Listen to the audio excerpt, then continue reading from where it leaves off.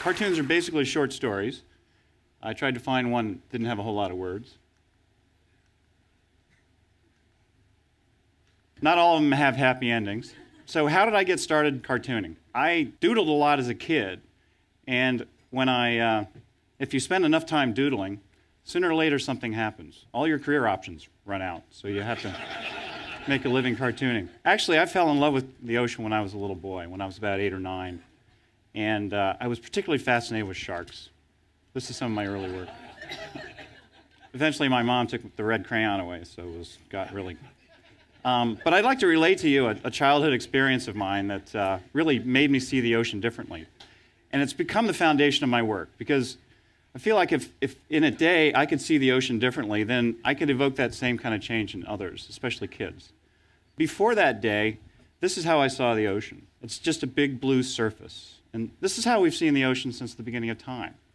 It's a mystery. There's been a lot of folklore developed around the ocean, mostly negative. And that prompted people to make maps like this, with all kinds of wonderful detail in the land. But when you get to the water's edge, the ocean looks like one giant puddle of blue paint. And this is the way I saw the ocean at school, as if to say, all geography and science lessons stop at water's edge. This part's not going to be on the test. But that day I flew low over the islands. It was a family trip to the Caribbean, and I flew in a small plane low over the islands. This is what I saw. I saw hills and valleys. I saw forests and meadows. I saw grottos and secret gardens and places I'd love to hide as a kid if I could only breathe underwater. And best of all, I saw the animals. I saw a manta ray that looked as big as the plane I was flying in. And I flew over a lagoon with a shark in it, and that was the day that my comic strip about a shark was born. So from that day on, I was an ordinary kid walking around on dry land, but my head was down there, underwater. Up until that day, these were the animals that were most common in my life. These are the ones I'd like to draw. All variations of forelegs and fur.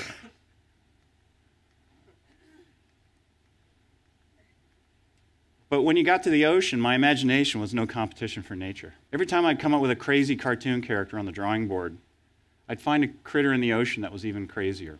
And the differences in scale between this tiny sea dragon and this enormous humpback whale was like something out of a science fiction movie. Whenever I talk to kids, I always like to tell them the biggest animal that ever lived is still alive. It's not a dinosaur, it's a whale. Animals as big as office buildings, still swimming around out there in our ocean.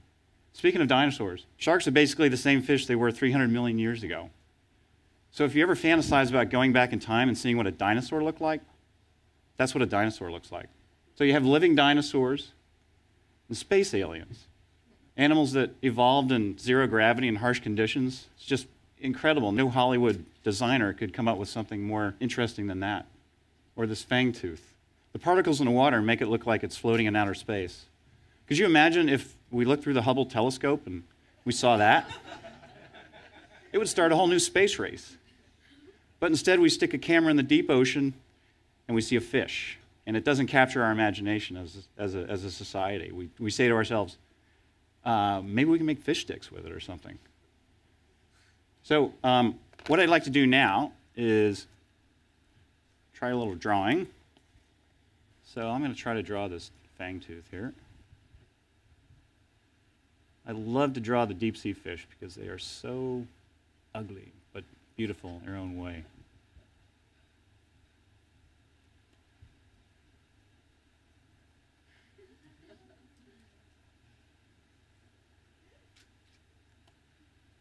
Maybe we can give them a little bioluminescence here.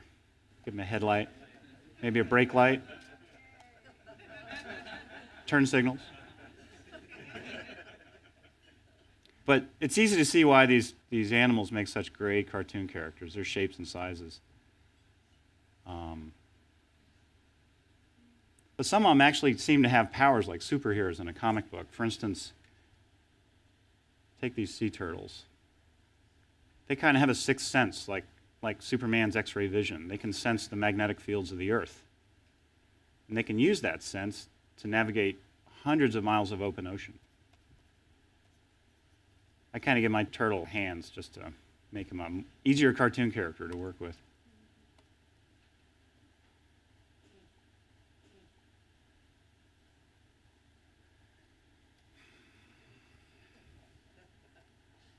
Or take this sea cucumber. It's not an animal we draw cartoons of or draw at all. He's like an underwater Spider-Man. He shoots out these sticky webs to entangle his enemy. Of course, sea cucumbers shoot him out the rear, which, in my opinion, makes him a much more interesting superhero. He can't spin a web anytime. He's got to pull his pants down first. Or the blowfish. Blowfish is like the Incredible Hulk. He can change his body into a big, intimidating fish in a matter of seconds. I'm going to draw this blowfish uninflated.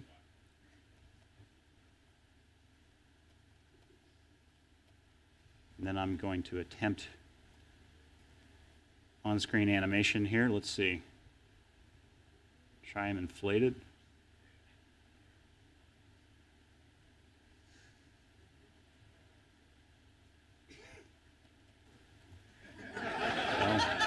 You talking to me? See, he can inflate himself when he wants to be intimidating. Or take the swordfish. Could you imagine being born with a tool for a nose? When you think he wakes up in the morning, looks in the mirror, and says, "Somebody's getting stabbed today." Or this lionfish, for instance. Imagine trying to make friends covered with razor-sharp, poisonous barbs. That's not something you want to put on your Facebook page, right?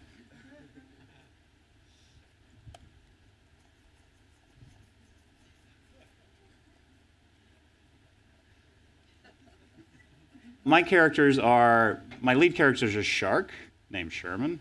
He's a great white shark, and I kind of broke the mold with Sherman. I didn't want to go with this ruthless predator image. He's kind of just out there making a living. He's sort of a Homer Simpson with fins.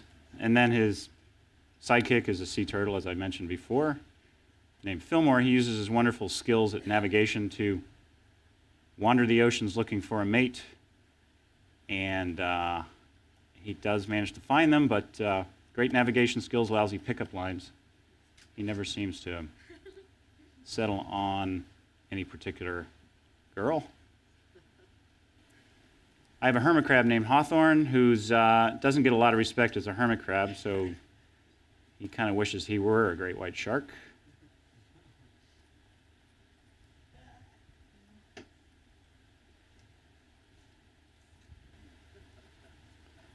And then I'll introduce you to one more character, this guy Ernest, who is basically a juvenile delinquent in a fish body.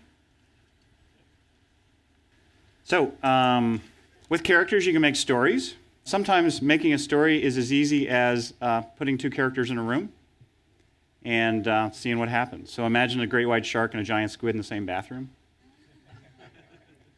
Or sometimes I take them to places that people have never heard of because they're underwater. For instance, I took them skiing in the Mid-Atlantic Range, which is this range of mountains in the middle of the Atlantic. I've taken them to the Sea of Japan where they met giant jellyfish. I've taken them camping in the kelp forests of California. This next one here, I did a story on the census of marine life. And that was a lot of fun because, as most of you know, it's a real project. We've heard about it. But it was a chance for me to introduce readers to a lot of crazy undersea characters. So we start off the story with Ernest, who volunteers as a census taker. He goes down and he meets this famous anglerfish. Then he meets the Yeti crab, the famous vampire squid, elusive, hard to find, and the Dumbo octopus, which looks so much like a cartoon in real life that I really didn't have to change a thing when I drew it. I did another story on marine debris.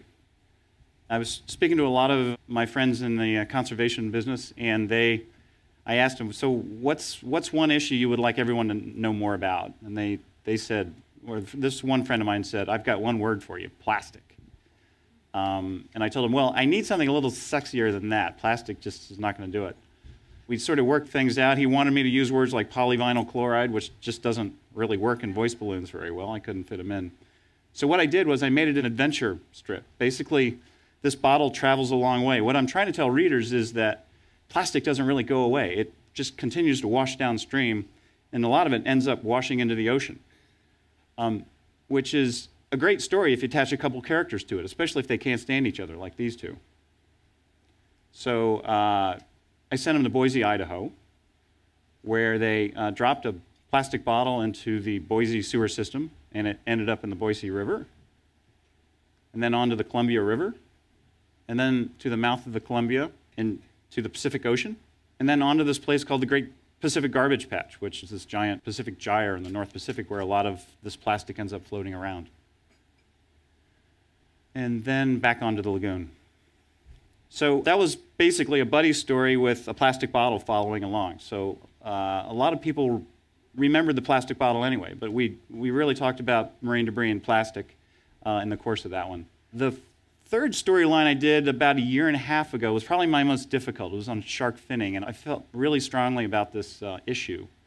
And I felt like since my main character was a shark, the comic strip was a perfect vehicle for telling the public about this. Now, finning is the act of taking a shark, cutting the valuable fins off, and throwing the live animal back in the water. It's cruel, it's wasteful.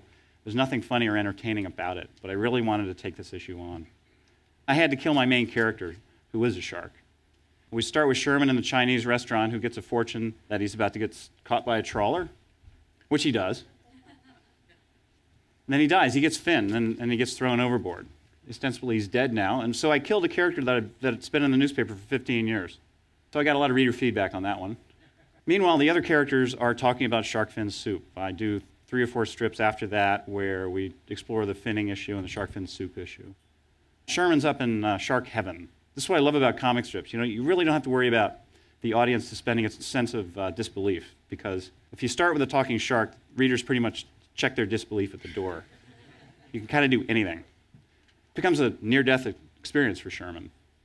Meanwhile, Ernest finds his fins on the internet. There was a real website based in China that actually sold shark fins. So I kind of exposed that, and he clicks the Buy Now button, and voila. Next day air, they show up and they surgically reattach them. I ended that series with a kind of a mail-in petition that encouraged our National Marine Fisheries Service to force other countries to have a stronger stance with shark management. Thanks. I'd like to end with a little metaphor here. I've been trying to think of a metaphor to represent Mission Blue, and this is what I came up with. Imagine you're in an enormous room, and it's dark as a cave. And you can have anything in that room, anything you want, but you can't see anything. You've been given one tool, a hammer. So you wander around in the darkness, and you bump into something, and it feels like it's made of stone. It's big, it's heavy, you can't carry it away, so you bang it with your hammer, and you break off a piece, and you take the piece out into the daylight. And you see you have a beautiful piece of white alabaster. So you say to yourself, well, that's worth something. So you go back into the room, and you break this thing to pieces, and you haul it away. And you find other things, and you break that up, and you haul those away, and you're getting all kinds of cool stuff. And you hear other people doing the same thing. So you get this sense of urgency, like you need to find as much stuff as possible, as soon as possible. And then somebody yells, stop. And they turn up the lights. And you realize where you are. You're in the Louvre. And you've taken all this complexity and beauty, and you've turned it into a cheap commodity. And that's what we're doing with the ocean. And part of what Mission Blue is about is yelling stop, so that each of us, explorer, scientist, cartoonist, singer, chef, can turn up the lights in our own way. And that's what I hope my comic strip does in a small way. That's what I like what I do. Thanks for listening.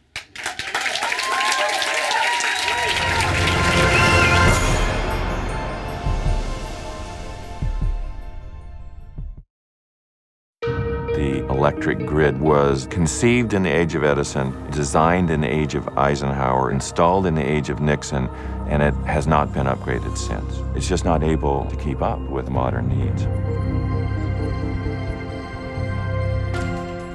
Well, the notion of the smart grid is using what we have better, making do with what we've got and not build so much new infrastructure. Software at the gateway between generation and transmission can solve that problem.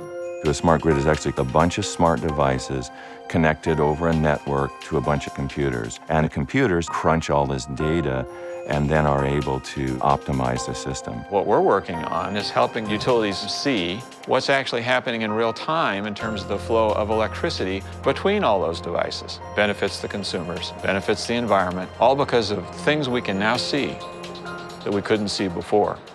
On the Olympic Peninsula, P&L's goal was to make the smart grid tangible. We were taking home area networks as a way of sending messages to the homes and to the devices in the homes about when they should run or not run. There was one other modem here that captured wirelessly the reports from the different elements. We saved approximately during this time 15% of our electric bill. If we can do that for everybody in the country, we're talking about saving $100 billion worth of infrastructure that we won't need to build. IBM has been the first big company to really see the opportunity to marry information technology with the grid. There are similar things going on in South America, Asia, in Europe. We've been working with Malta to make both the water and electricity systems much more efficient. It is a model for how we can then bring that to other larger geographic areas. The path forward to a smart grid is actually quite clear. We upgraded our telecommunications networks, our satellite networks, and we can do the exact same thing with a smart grid. A wind plant will go up and down by the minute. A solar plant will go up and down as clouds go over. So having a grid that can flex itself and manage these kinds of things is critical. We need to be planning for the kind of future that we say we want, which is an era of cheap, reliable, clean electricity for decades to come.